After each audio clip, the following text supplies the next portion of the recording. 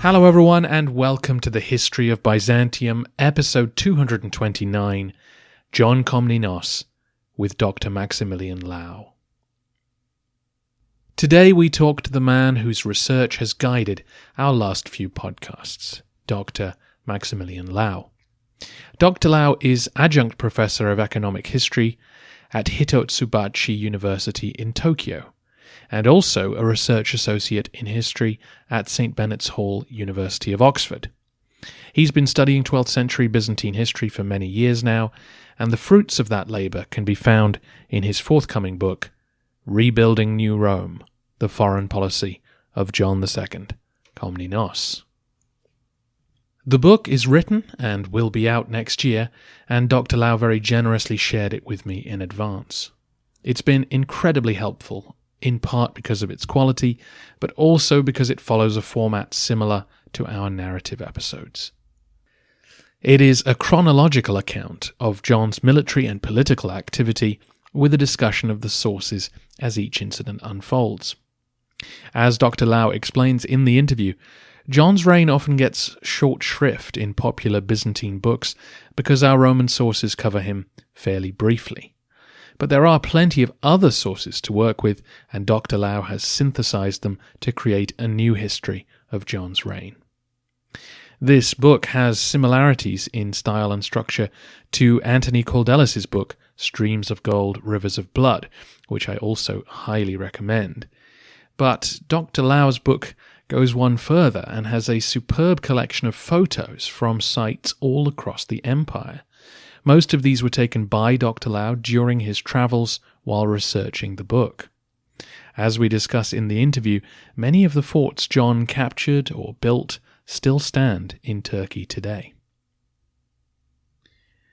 Before we begin the interview, I thought I should just touch base with you all about our Roman sources for this period, Nikitas Choniates and John Komnenos. We've talked about Choniates before. He's the one who says that Anna wanted to kill John and become empress herself, and as you may recall, he was writing after the sack of Constantinople in 1204 AD. Komnenos too wrote later during John's son's reign.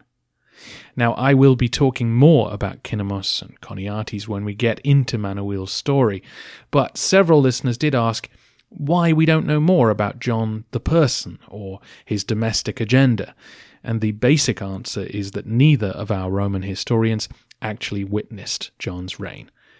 But for a more in-depth answer, let's talk to Dr. Lau. Dr. Maximilian Lau, welcome to the History of Byzantium. It's a pleasure to be here. Thank you so much for coming on the show. As I said in the introduction, I was absolutely thrilled to get to look at your book before it's published. It's been our guide to John's life, and it's wonderful to talk to you now. First off, could you tell the listeners a little bit about yourself? What led you to Byzantium, and then why John Komnenos? Of course, yeah. So I mean, like most people, I mean, I did mainly modern stuff through school. Then I was lucky enough for my undergrad degree, you had to do a bit of medieval and a bit of ancient, in order to get a history degree. And so initially, because I was forced to, I suppose. But then, yeah, I mean, like most people, I started reading about the First Crusade and then heard about this Byzantium thing for the first time. And then, I was very lucky in that sort of Paul Magdaleno, who is the big name for Manuel Komnenos, who I'm sure sort of you'll be hearing from a lot more in future episodes of the podcast. He was actually sort of my undergraduate tutor, and therefore sort of taught me about Anna Komnene. There was a whole module on this kind of thing. And then even at that point, kind of, because obviously he talked a lot about Manuel and then sort of Alexios. And then, there's this sort of John guy in the middle. And so even as an undergrad, I sort of thought, oh, this is a bit weird. So there's nothing written on a whole emperor. And then for my dissertation kind of thing that came up, I then said, "Oh, well, what about this John guy?" And then I think the my supervisor there sort of laughed at me and more or less said, "Oh, yeah, that's at least a doctorate. Good luck, finding anything in that black hole sources." And so I ended up doing something on the Varangian Guard actually. But then I was lucky enough to get some funding and stuff, and so sort of ended up doing my master's and then doctorate on John, just to prove that actually you can find some light in this black hole. So yeah, that's I suppose my path to John was obviously very fortunate with the odd grant, and otherwise just realizing that there's a lot written on Alexius and there's a lot written on Manuel and there's nothing on a whole emperor in the middle. Yeah, well, we are very grateful to you for stepping into the breach, and something quite different to a lot of books that I end up reading for the podcast. You actually did extensive field work, and so there's wonderful photos throughout the book of places where John was or John's army built things or occupied things. Can you tell the listeners about your travels, some of the places you went, and how it informed your understanding of John? Sure, I'd be happy to. I mean, it's certainly the fun part of the whole research thing. I mean, it's still 90% time in the library, probably 99%. But yeah, this was the good bits. And yeah, it came up when I was reading kind of in some of these sources. It says, oh, John built a fort or he occupied something, as you said. But then there's no. And then I googled that place as anyone would, show what is this? I mean, is it a massive, invasion-stopping fortress? Is it a glorified watchtower? Is it near a town? Is it near a river? Is it the middle of nowhere? What is this thing? And then, my supervisor then just said, well, I mean, if there's no pictures of this and there's no studies on this, then you should probably go visit. And this was kind of a bit sort of revelation kind of thing. And so more or less I contacted the British Institute at Ankara, who were very, very helpful on this kind of stuff. Sort of used their library there, used maps, rented a kind of big old Toyota Hilux thing, and kind of took to the road really. And so I've done kind of several sort of trips, particularly sort of also in Serbia and places as well. Even Iran slightly memorably, but that's a whole other story. So Turkey-wise, I sort of did. I mean, most of sort of John's sort of broad campaigns that you've talked about in the last few episodes. I mean, I more or less tried to kind of just follow these. So one particular example would be then I've after Istanbul flew into Konya, Iconian kind of thing, and then went to the lake of the little islands that you talked about in the last one, and then down to kind of the more tourist-friendly city of Italia, and then kind of along the coast, kind of following that sort of that sort of great campaign of John all the way to Antakya, Antioch, loads of these places. Are completely uncurated. I mean, there's no kind of exit through the gift shop kind of thing. There's still. Some of them are sort of very wild. I mean, as another example, finding them is part of the problem. So Ankara, sort of one of these sort of fortresses he builds, and it's sort of mentioned. Koniatis, whoever, he builds a sort of a fortress, a place called Ankaras. And then we know that this thing is roughly where it is, sort of river-wise. And then I find a kind of, 19th century archaeologist who encountered this thing near a kind of small village called Belakacea. These days, Belakacea is a huge city. And so, okay, where is this thing? And, I sort of turn up, I go to the archaeological museum, I say, where is this, with a kind of a, grainy black and white photo of some variety. And then they shrug their shoulders at me. And then you kind of just go around trying to find these things, sort of, roughly sort of following the river or following, whatever landmarks you can. And then in that particular case, and actually, there's this kind of, sort of 19th century thing of kind of rolling hills and then the sort of fortress coming out of it, like a Welsh fort or something. And actually, there's a modern hydroelectric power station there now, and it's kind of at the side of a lake kind of thing, and obviously there's huge great gates and everything else, but fortunately the sort of the guards and stuff were more than happy to see someone and have tea, and then you could sort of poke around, and these kinds of stories, sort of round Antioch as well, to see the old walls. More or less there is what is essentially a sort of Syrian refugee camp, but again there, they more or less sort of see someone coming. And they say, oh, who are you? Where are you from? Like, they're very friendly, and sort of mixture of kind of English, French, Arabic, Turkish, whatever. And then you kind of say, manage to get out, kind of, oh, I'm looking for, the Justinian's Gate or whatever it is. Basically the local kids say, oh, sure. And then you sort of go around these trails and everything else. and there it is. But I mean, it's completely unlike. I mean, I think any of these sites, were they in Western Europe, would be fantastically curated and gift shops and everything. However, lots of Turkey. I mean, it's completely out in the wild, and you're the only person there, and you can just kind of clamber all over it. I mean, it's a fantastic thing to do it. But yeah, I'd say it was absolutely essential just to work out a few of the problems also, because I mean, sometimes one source says, oh, he went this way, and another source says, oh, he went the other way, and then when you actually go there, you realise, oh, there's no possible way he could have gone this way in winter. This is the complete. So the terrain is completely treacherous. It was probably worse back then. And so really just sort of sorting out some of these problems are very obvious when you just go on the ground, kind of thing. Plus, I said it was a fantastic break from the library. So it was a great thing to do, really. And I suppose because forts, obviously are all built up on hills and isolated spots, the modern world hasn't built over them, and so lots of them are still there, and there are interesting ruins to discover, and that's one of the real pleasures of the book, is seeing all these places and realizing what's still out there.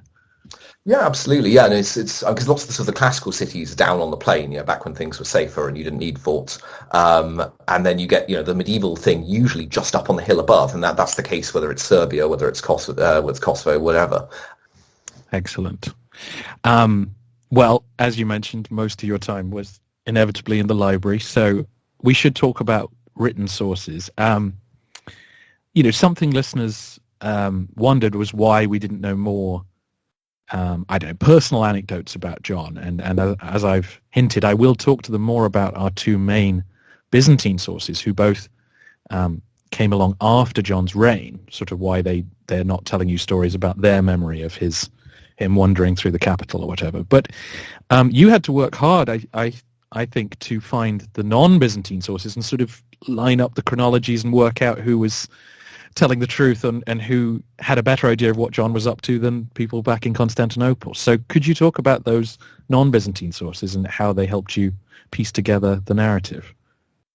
Sure, happy to. Yeah, this would be the sort of the black hole that the my old supervisor referred to, because essentially, there is no basic text that just says who did what to who in what order.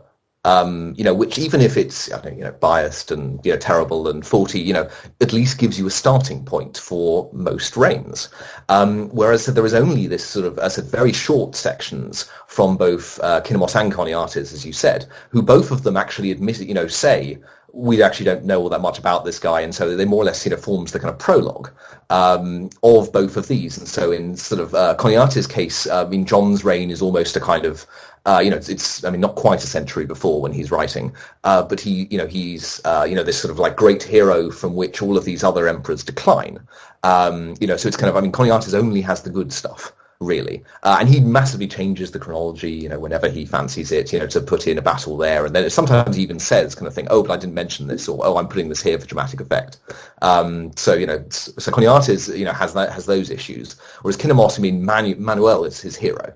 Sort of, and therefore John is kind of the sort of, the father who, so in some ways he's the kind of, the great father of the even greater son. In other ways, he's the sort of, not as good as the son sort of father. And so, you've got these real issues with the texts, which, are the only things that say, who did what to who in what order. However, exactly as you say, there are a bunch of things which kind of fill these gaps. And what's great about it is that, these aren't written by, sort of essentially academic sitting in Constantinople. Lots of these texts are, sort of more regional. So particularly I'm thinking of, you've got your sort of Armenian texts and Syriac texts. So this is kind of, you've got what particular sort of Patriarch Michael, the Syrian, who, particularly being a Jacobite Syrian Christian, therefore he, doesn't like the Catholics, doesn't like the Orthodox. Not the split is, there, but, obviously doesn't like the Turks either as an occupied power. Therefore, he doesn't really have this kind of horse in the race. He sort of dislikes everyone equally. And therefore he's actually very honest about sort of what's going on kind of thing. And, he's sitting in kind of modern Eastern Turkey kind of thing, but is also very well informed, it seems, even about things in the Balkans. Does seem to be a Jacobite sort of Eastern bishop at John's court. And so possibly this guy is, sending reports back somehow. Equally, you've got, the Armenian as well, and so particularly for the sort of the Crusader stuff, You've got the Armenian sources, you've got Arabic, particularly Sir John is quite well remembered in some of the sources later. Kind of thing. So Ibn al-Athir, Ibn al-Adim kind of thing, sort of, even though they're writing again about a century later, this is quite well. There is one thing from the time, sort of this guy, Ibn Munkid, who is from Shaizar, the sort of the city that sort of John lays siege to for quite a while. And so he's a boy at the time, but he writes this kind of journal as well. The Crusaders, particularly William of Tyre. William of Tyre kind of holds John up as he's sort of a bishop of Tyre, and he sort of holds John up as kind of a symbol of kind of cooperation between Latin Crusaders and the Greek Christians, and say, under John this all worked out well. I mean, occasionally you had he has this kind of memorable description of some of the Crusader leaders playing dice in their tents while John is kind of fighting on the front line, and says, well, really, I mean, if had the Crusaders backed John up at this point, this would all have been better. William, of course, is recruiting for the Third Crusade while he's writing all these things. So, of course, right. Again, this is a slight issue here. But otherwise, I mean, the main thing really, aside from the buildings we just mentioned kind of thing, which sort of give you a bit of a cross-section of kind of archaeology and text, the real great thing for John's reign, once you got into it, are these court texts. So you've got sort of letters and speeches and things. And I mean, the way this worked really is that, John would sort of, or indeed Alexius Manuel, whoever, would sort of send kind of dispatches back from the battlefield saying, I just won a battle or whatever it is. And then we have this sort of described that these kind of guys at court would essentially turn this into a sort of a speech, a poem, to be kind of formally presented either at court or alternatively to the people. I mean, during this sort of triumph he has after sort of capturing Castamon, these triumph, we have these kind of poems that were essentially sort of sung out at kind of this particular forum or in the Hippodrome or at Hagia Sophia, which kind of tells the story of the triumph. I mean, the best kind of modernish, equivalent would be something like Tennyson's Charge of the Light Brigade, which was a sort of a poem he wrote about the Battle of Balaclava and the charge and stuff. And the kind of, if that is your only, sure, it's poetic and it's sort of say, oh, how wonderful it is and everything else. But at the end of the day, it does tell you there was a battle at a valley, they charged down the wrong one. It gives you the basics kind of thing. And so lots of these kind of court texts are a fantastic window also into John's reign kind of as it happened. So as much as sure, Kineatis Kinemos Coniatis there, most of a century later, 50 to 100 years later, you have that compared to these court texts, which give you a kind of blow by blow as it happened version. So I mean, not quite the closest thing to a newspaper, but almost. So yeah, I mean, John's reign was basically a bit of a jigsaw puzzle because there was no who to what, who, and what order source. But with all of that, actually, there was a lot. It just took a while to get through, really. So hopefully that answers the question. Yeah. No, I mean, that's the thing. Once you start going through all the sources available, you feel like, oh, actually, this isn't a black hole at all. It's just no one's taken the time to go through it all. And that's one of the really interesting things from my point of view is when you point out the differences between what was said at the time in court rhetoric and then what is later remembered. Mm-hmm. And maybe the court rhetoric actually hints at things that later on it's convenient to forget or smooth over or what have you. Well, obviously I encourage people to read the book to find out more. But so the one thing we are really missing is someone who sort of lived or worked with John, who could give us sort of insights into what he was like as a person. And several listeners sort of said, I've enjoyed these episodes, but it's all battles and campaigns and very little about what he was like in private life or as a person. Do we have hints of that? And what sort of sources can give us any sense of what he might have been like? Yeah, so I said this is the wonderful thing about some of these letters and things, because and also comparing it to what little there is in your main texts, Coniatis and Kinemos, because in Coniatis, as I mentioned, he's this kind of fantastic warrior emperor, and he's and there's one paragraph right at the end, John has died, and sort of Coniatis is summing up.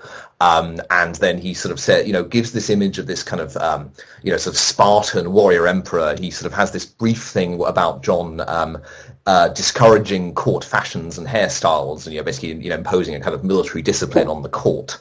And equally that sort of he built churches and monasteries, and essentially he's this kind of Spartan, pious kind of figure.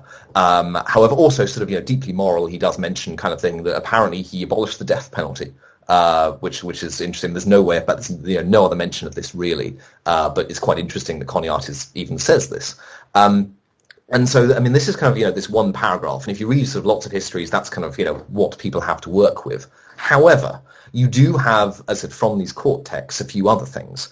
And also the other one is you have the foundation charter for the monastery he and his wife founded, which I think you've sort of mentioned in the second episode on John, sort of Christ Pantocrator, the sort of, it's now mosque in Istanbul today. And this is the only thing we have that was actually written by John.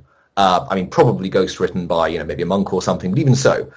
What is fascinating about this, is that you do have sort of John sort of thanking God for sort of preserving him from troubles with his family, and sort of giving him victory over various things, and then of course particularly he has what I and sort of a few other historians have noted is kind of a fairly unique declaration of love actually for his wife, who has just died at this point. I mean, just to sort of read that out, sort of he says in one particular paragraph, for through God's help I found to share the monastery's planning, construction and completion, my partner and helper in life, though before the complete establishment of the task she left this world by thy mysterious decision, and by her departure cut me apart and left me torn in two.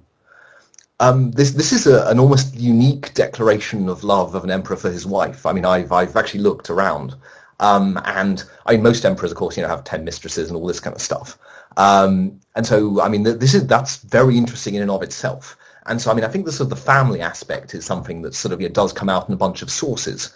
I mean, sort of John's brother, who initially is his loyal, follower, sort of at, their father's death, and then sort of briefly tries to launch a coup kind of 12 years later. However, for this one as well, I mean, sort of John apparently sort of takes him back, forgives him, prodigal son style at Antioch. Equally the fact that sort of Anna as well, she, seems to be, quite happily, seeing her kids married at court. Her husband is still, one of John's right-hand man. I mean, I think sort of, John seems to be sort of, if anything, overly forgiving. It's also interesting, I thought, so he and his wife have 8 kids, and they're all named after his siblings, who, when they're being born, would have been the ones sort of semi-conspiring against him. And I found that's quite interesting. He's got, he has a daughter called Anna, more or less in the context of sort of Anna manoeuvring against him, which is a bit interesting. So I think sort of, John is kind of, the family man is quite sort of something that comes out a bit.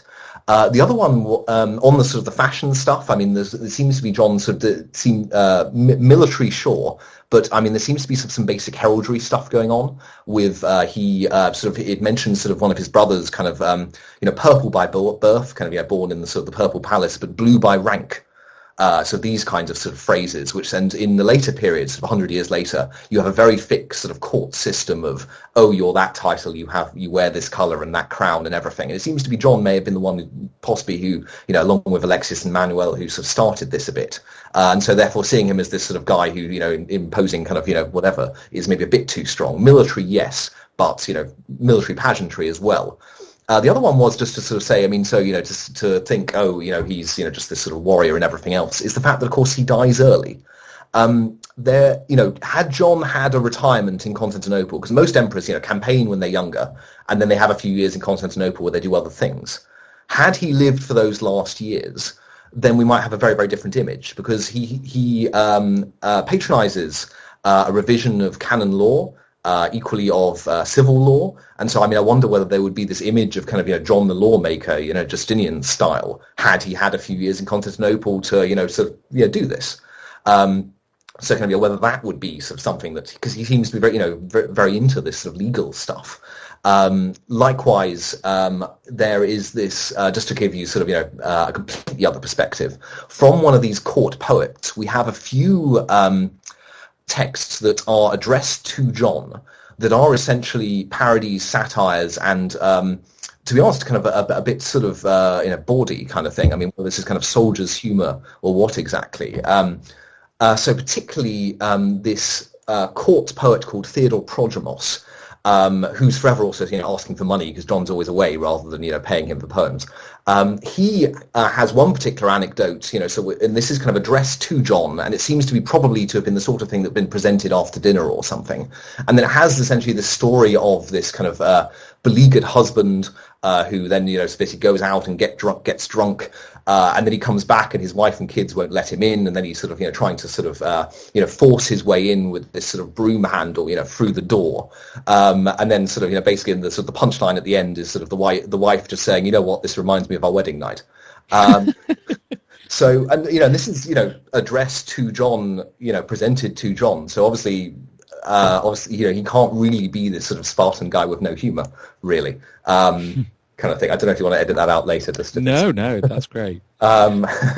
Anyway, so yeah, just to sort of summarize that. Therefore, I think part of this is because you have mainly the sort of Choniates Kinemos view of John as this kind of guy who conquers and sort of saves the empire and otherwise sort of move on to more tortured and difficult figures.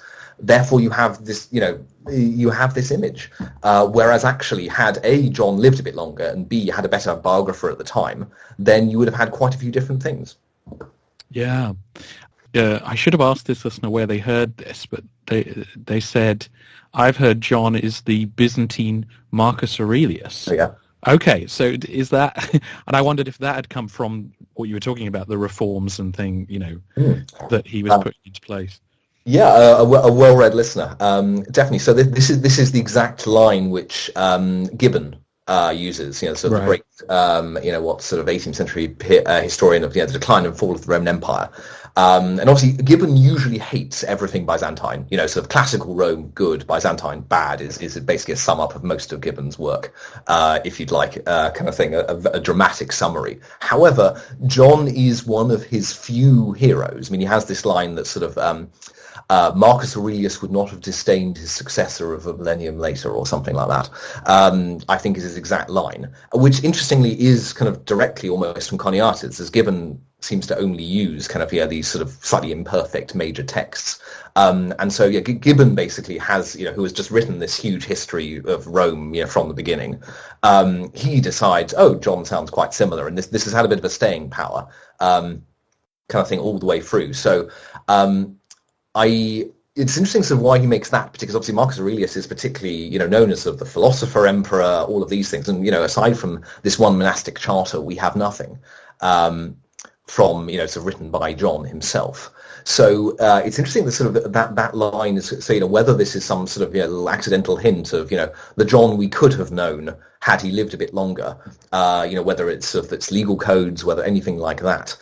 So yeah, on the Byzantine Marcus Aurelius, this is an interesting line from Gibbon that is more or less sort of taken sort of from Choniates as well. Whether he deserves it. Yeah, I don't know. I mean, we have no. I mean, John. He's very interested in, it seems, sort of, the usual stuff, piety, whatever. But I mean, without more texts actually written by John, aside from the military stuff, I'm not sure we can make the comparison, really. No, fair enough. Well, speaking of the listeners, then I did ask the listeners for questions, so let's go through some of theirs. And I think we may have already touched, or we may have hinted at why. Why is John known as the good or the beautiful in some traditions, and do we know if that's justified? Yeah, that's a fascinating one, particularly because it isn't just a Byzantine tradition. I mean, this appears in actually quite a few. So, I mean, William of Tyre, kind of, who, sort of the Crusader historian who sort of, holds John up as a model of kind of, Greek Crusader, so cooperation, sort of mentions, he's sort of his lofty character, famous for prowess in war, generous and pious, kind and merciful. And this, interestingly enough, is also sort of picked up by Ibn al-Athir, who is writing, in Arabic and everything, and sort of mentions him as the merciful prince. He is using it slightly ironically as he praises, Imad ad-Din Zengi as sort of the true sort of font of mercy. But even so, it's, shows one of the enemies, also sort of saying that, this guy is known for his mercy. particularly sort of, let's see, in the German tradition, sort of John had a number of sort of letters out to the sort of German emperors there. He refers to him as Kali Johannes, so sort of, the Greek sort of, good John, so Kalos for good.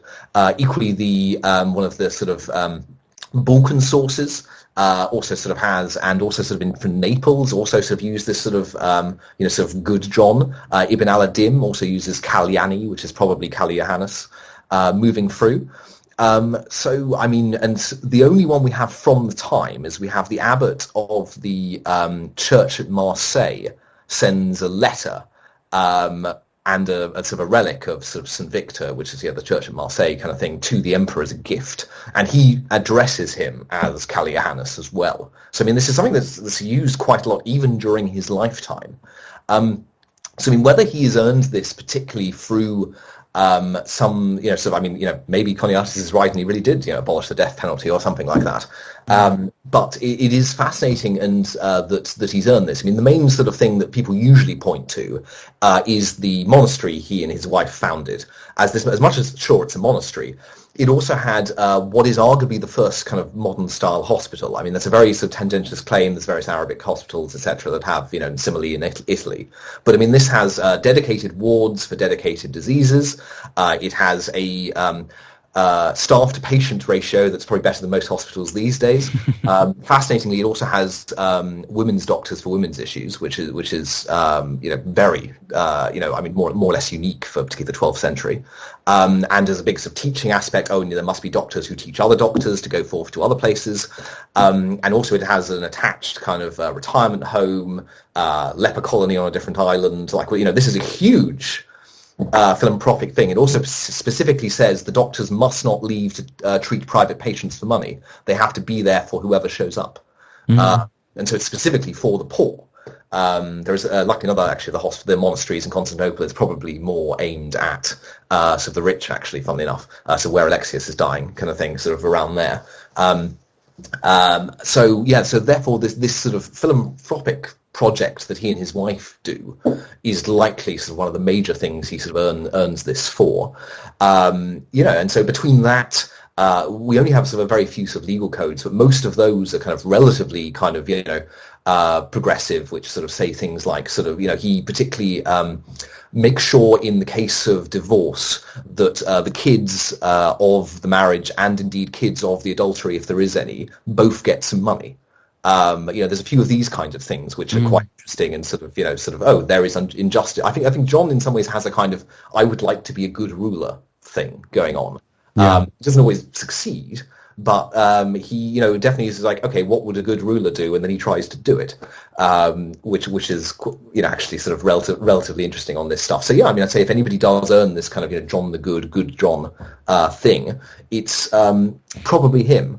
Sort of on this kind of stuff, admittedly, from what we can tell. Yeah. Of course, the one place I have been from your whole book is the Pantocrator, which obviously is built up on a hill so that it dominates the skyline. So I'm being slightly cynical in my head, saying if John had really cared about the sick, he wouldn't have built it high up on a hill where they'd have to be wheeled up there to get treatment. But you can't really avoid that in Istanbul. Definitely not. I would also say for the there's a good line that so for his triumph, where he very, and this is a great thing of his piety. He unlike the ancient Romans, he doesn't stand in the chariot. While all the cheering crowds and whatever it is. Instead, he puts an icon of the Virgin Mary in the chariot, and he sort of humbly walks alongside, kind of thing.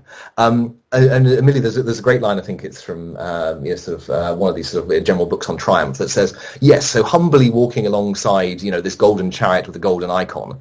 I mean, it's about as spectacular a display of humility as you possibly can do. I mean, there he is, sort of cheering crowds, the army following him, and there, oh no, I'm just so humble walking alongside the golden chariot, whatever, So yeah, I think there is a bit of a mix there. The sort of the lover of glory aspect is something else Komnenos says. And as we heard from the thing, I mean, a few times he does kind of overplay his hand a bit. So as much as, yes, he's doing what a good emperor would do, he's also trying to be, Alexander the Great. He's trying to be, sort of the great emperor.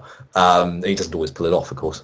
Yes. I think it is probably impossible, isn't it, to marry true humility with the office of emperor. That you just reminded me, of course, of Marcus Aurelius, who says, don't get caught up in the glories of today, but I will be commissioning that spiral column about my victory. So, Fantastic. Inevitable. Yeah. Anyway, let's stick to John.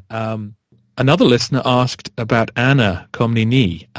Do we have any evidence of what she made of John's reign? So this is a fascinating question. I know you had sort of Leonora Neville on before on this. So obviously, as John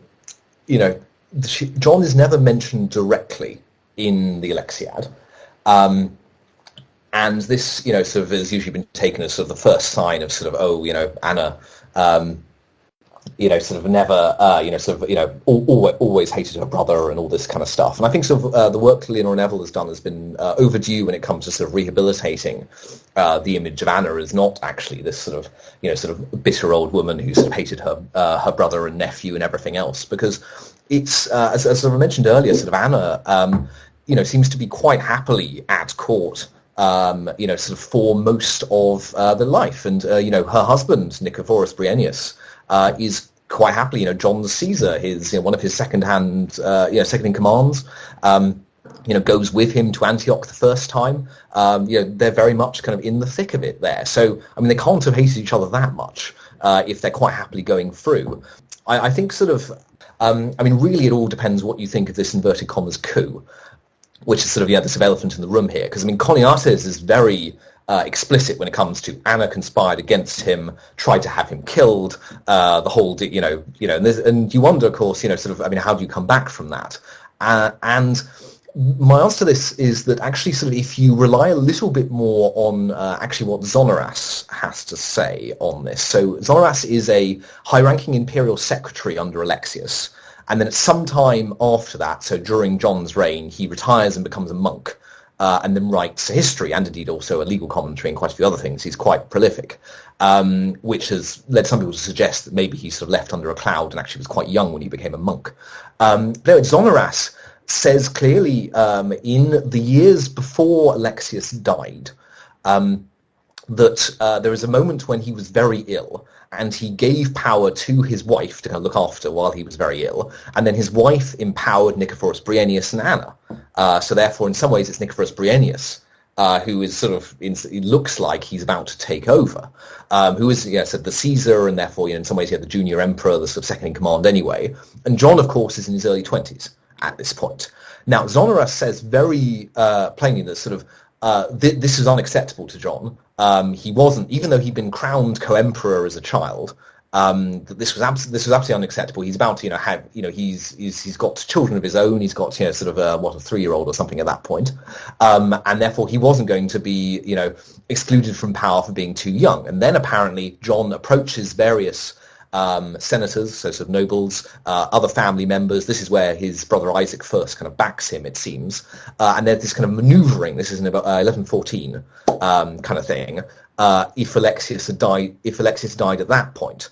However, Alexius recovers, and therefore, in some ways, this this whole thing never actually happened. And then when 1118 rolls around, obviously John's had another 4 years to kind of, really sort of be ready for when his father does actually die.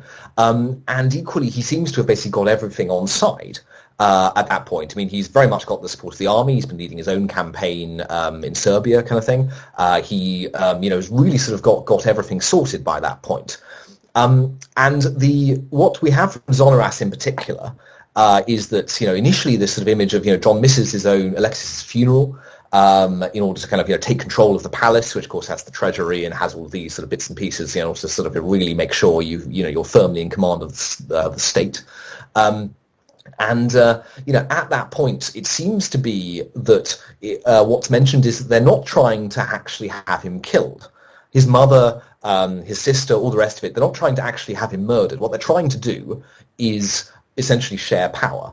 Because previously, whenever Alexius was out of the capital, his wife, has been running things, and with her Nicephorus Bryennius and Anna. They've been kind of running Constantinople while Alexius and John were out campaigning. And it seems to me anyway that this, Zonaras really who was there. He's in the government as a high-ranking imperial secretary. Just says that what they wanted was this to continue, whereas John says, no, I'd actually rather not do this. I don't want to share the emperorship. I want to have it myself and then give it to people who I want. He doesn't want his mother running things. He doesn't want his sister and brother-in-law running things. Though, funnily enough, his brother-in-law, does not get involved in any of this kind of stuff, and then also stays on as the Caesar, as his high-ranking general, everything else. And so I think that Anna genuinely wanted her brother dead? No. I think that in some ways she, along with her mother, wanted to have a share in the power. Maybe make Nicephorus Bryennius officially co-emperor, who obviously was quite a bit older than John, and thereby retain an official powerful role in Constantinople, which actually John eventually gives to his brother Isaac instead, as the Sebastocrat or co-emperor, other figure in Constantinople. The other coup bit, which Choniates relates, this only mentions evil working men who essentially I assume were slightly dissatisfied with John in the first year or so, and therefore decide, how about we try and do something. Or it doesn't actually say necessarily that Anna, etc., really involved. It's only Choniates who says this. So my general thoughts on Anna and John is that initially it was probably a bit frosty, as she wanted a share in the power sharing arrangement, probably to follow her mother and indeed grandmother, because before she died, Alexius's mother had run things in Constantinople, thing. So therefore, to basically continue in the footsteps of her mother and grandmother as a powerful figure in Constantinople. John said no, he'd rather give that to the people he decided were best, rather than continue this. And, initially, therefore, things frosty, but eventually, more or less, he gives her all the property back. The kids have high-ranking positions. Nicephorus Bryennius is still in there. And it would be interesting to see whether Nicephorus Bryennius, who's writing this history of Alexius, had he lived a little bit longer, whether he would have gone into John's reign. What would a continuing history of Nicephorus Bryennius have looked like? Would have been quite interesting. So when it comes to Anna's reaction to John's reign, I would say that end of the day, no, she probably didn't absolutely hate her brother or anything else. Was she a little bit deprived of power by John's decision that he didn't want to continue the policy of his father? Yes. But that's my possibly slightly controversial opinion, which leans heavily into the Zonaras account rather than Savannah's own or some of the other ones, if that's semi-answers that listener's question. And all of that's more of an opinion. Two more to go. So some listeners asked about the Roman Navy. This is a constant question, really. Why do the Romans not prioritize their navy more, and so on? Can you tell us a bit about John's naval policies? As a reminder to the listeners, obviously, at the start of his reign, you've got the Venetians running amok, and it doesn't seem like there's a fleet that can stop them. But we then do see the fleet in action on the Danube and then supplying John's army in Syria. So what else do we know? Sure. So this is the Navy thing is something that if you read a lot of general histories, whatever it is, that the idea goes that Alexius in particular gave these trading rights to the Venetians in exchange for them being them being the Komnenian Navy. That essentially he outsourced the Navy to the Venetians, and then at some point the Venetians turned against him, and then it was all downhill from there, and this caused 1204 and the fall of the empire. And you read a lot of things which basically put this through to Alexius or to John, particularly because, and they pin this on John's finance minister, this guy called John Putzes. As it meant, Choniates mentions in a sentence or so that John Putzes, in order to save money, decided to collect the taxes for the navy centrally. So rather than there being a local tax that went to pay for a local defence fleet, thematic fleet of the past era, instead this would be collected centrally and spent centrally on a central navy. And Choniates said this was a terrible idea, and this got rid of the navy entirely. And this is therefore usually held up as one of those things that means the end of Byzantium in 1204. But you've got a few different, a few other sort of little wrinkles in here. One is the fact that Choniates absolutely hates John Putzes. Any time he brings this guy up, it is always derogatory.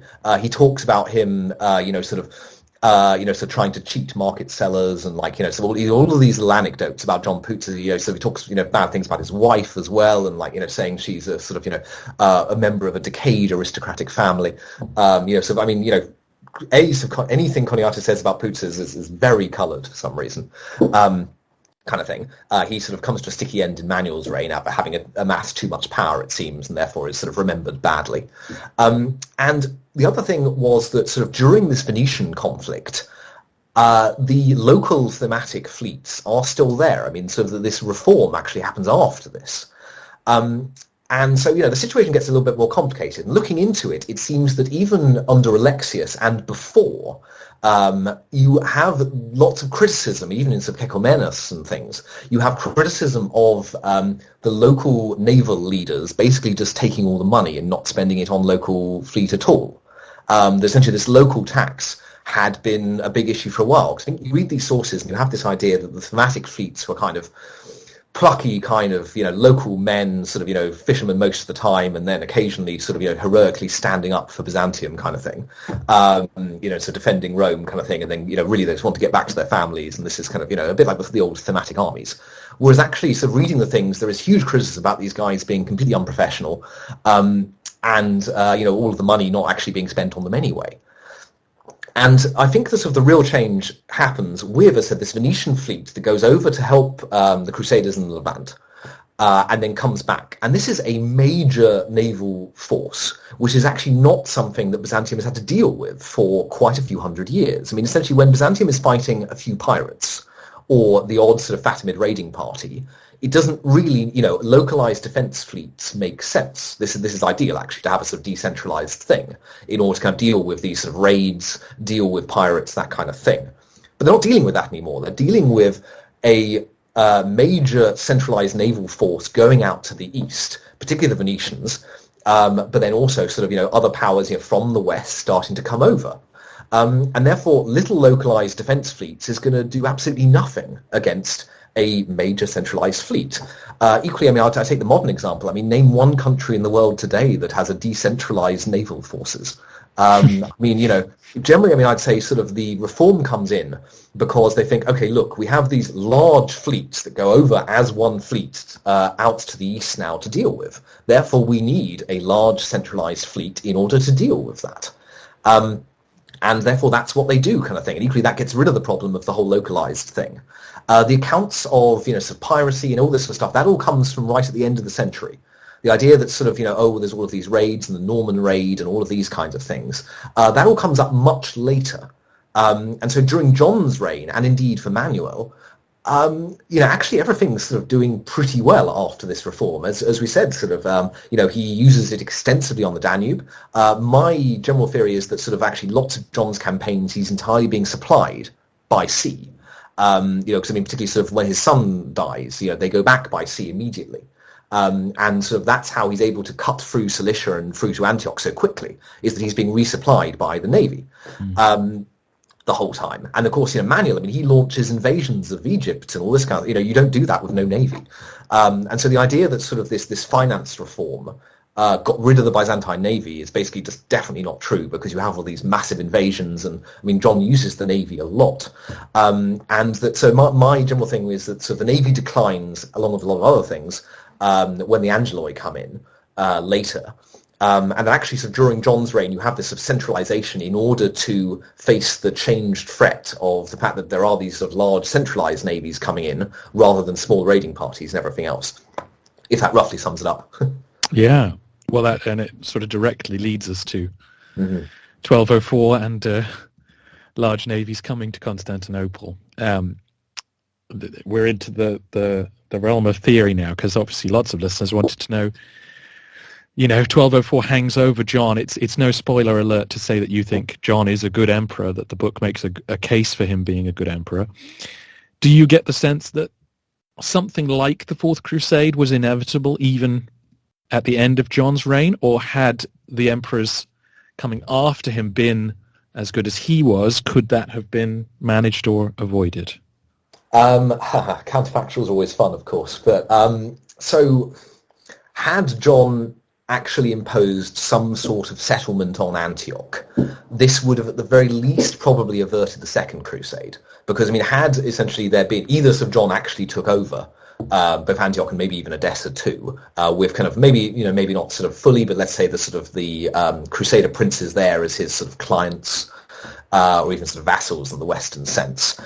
Sorry to jump in. Apologies to interrupt. Just for any listeners who aren't aware, I think about 3 years after John dies, Edessa is taken by the Emir of Mosul, and that prompts the Second Crusade, which sort of leads to a worsening of relations between Byzantium and the Latins. Sorry to interrupt. Go ahead. No, I should have said it myself. Thank you.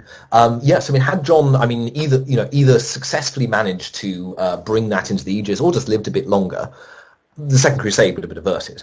And had therefore there been that kind of settlement, either sort of John living a bit longer, or indeed maybe his eldest son not dying, the intended sort of heir who was sort of very much sort of already been crowned emperor. The whole deal was very much there. I mean, there is this kind of moment of, great, my eldest son has died, and my other the second son has died. Now he's got one son in Constantinople, and then the youngest son with him. What is he going to do? Then he thinks, well, at least I've probably got a few years in Constantinople to sort this out, and then suddenly he's dying. So I mean, that could, because I mean, had he also, taken Iconium, that also then suddenly would have really knocked out the sort of central authority in lots of these sort of Turkish states. You'd have got sort of a lot of these sort of things happening. But even sort of assuming sort of John dies as as he did in sort of regular history, and also sort of Manuel takes over. I mean, a lot of these also. I mean, you'll talk a lot more about Manuel. But in some ways, sort of John's tendencies towards kind of sort of glory seeking. Oh, but maybe I can do this and I can do that. And of course, sometimes he does. I mean, conquering Cilicia in one campaign is huge. Not to mention sort of the Pechenegs and everything else. So I mean, had Manuel sort of pulled off a few of his gambles. I mean, had he actually held on to southern Italy for more than a decade, had the Egyptian expedition worked. Had the Myriacephalon campaign not? There's a lot of these which sort of almost work out, and had I think even just one of these worked out, and Byzantium would have been in a very different place. But I say my general thing is that John, his achievements. I mean, Alexius, John, then Manuel managed to turn what had been Turkish-occupied Anatolia into Byzantine territory again. And that's where the sort of the Nicaean Empire would turn up after 1204. I mean, this Byzantine state that was on Turkish land for a while suddenly ends up being the sort of the heir to Constantinople. And so I mean, that's a huge achievement in and of itself that isn't usually recognised. That sort of these places that sort of Alexius, John, Manuel reconquer end up surviving Constantinople. Which is sort of big in itself. So could the whole thing have been inverted? I mean, personally, I'd say lots of this stuff is due to more short-term factors for the Angeloi. There isn't necessarily some great systemic weakness that dates all the way back to Alexius. Could, therefore, things have been different had a few of these things gone another way? Definitely. Would be mine. I mean, there's a lot of kind of, these sort of grand, jigsaw puzzles, which they're all sort of doing. And I think particularly, he's trying to sort out the Balkans and sort out Anatolia and sort out the Crusaders and sort out, all of these things all at the same time. And had he, or, his son Alexius who dies, or Manuel managed to, finish some of those jigsaws, then, I mean, everything's different. Would be what I said. So in general, I would say 1204 is much more due to short-term factors, which would be another podcast, I'm sure. Absolutely. And that's come up repeatedly, actually, of course, when you do a podcast over 1,000 years, that lots of medieval states just got swept away by one defeat. And it's not necessarily that they were declining and falling, but if you destroy someone's capital, it can destroy their whole state and something new grows up. But anyway, I think we'll have to call it quits for today, but we owe you a huge debt of gratitude, both for your work and for letting us have the benefit of it before publication. I will, of course, be back on to announce to the listeners when the book comes out. Dr. Lau, thank you so much for your amazing work and for speaking to us today. Absolute pleasure. No, thank you very much for having me on.